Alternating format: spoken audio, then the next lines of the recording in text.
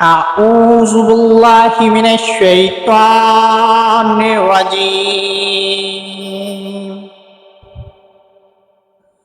بسم الله الرحمن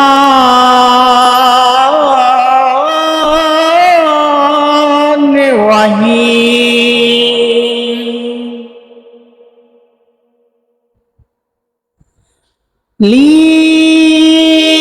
لإيلاف قريش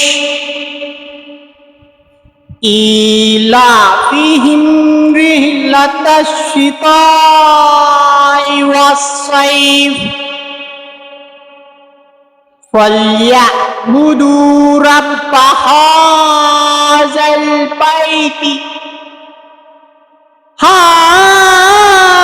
البيت الذي أطعمهم من